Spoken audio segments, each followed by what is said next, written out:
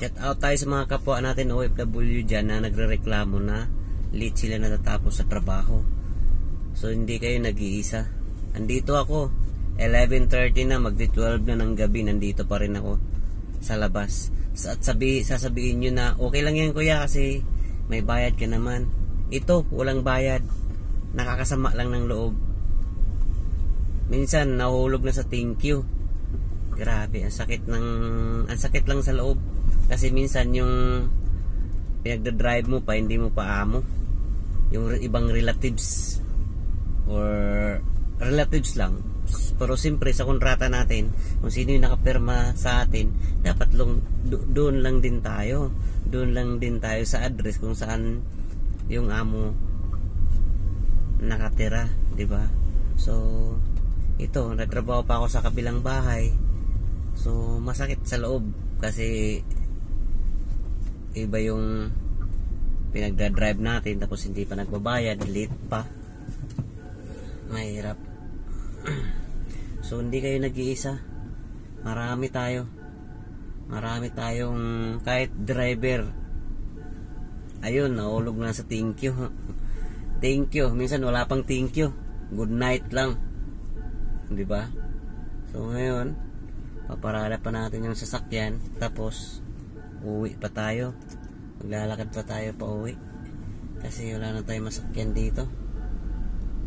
Pero malapit lang naman, nasa 20 to 25 minutes yung lakad natin kung saan tayo nagparking ngayon. So kaya sayang pa rin yung babayad natin sa taxi. Wala naman silang binigay na pag taxi pa uwi. Grabe.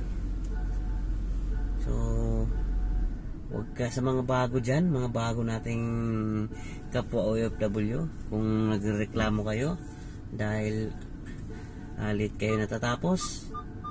So hindi kayo nag-iisa, nandito ako. 10 years na ako dito sa Hong Kong. Pero ayun, nagtitiis pa rin kahit late umuwi, walang bayad. Kasi iniisip ko na darating din yung time na parang makaganti ka sa kanila. Darating din yung time na matatapos yung kontrata mo at makakahanap ka ng magandang amo, yung binabayaran ka sa tamang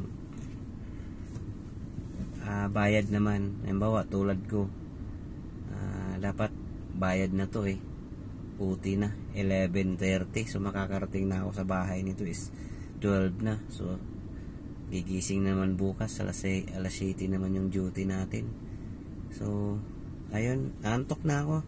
Laban lang tayo sa mga kapwa natin OFW dyan para sa kinabukasan ng mga mahal natin sa buhay, mga anak natin. So good night, bye.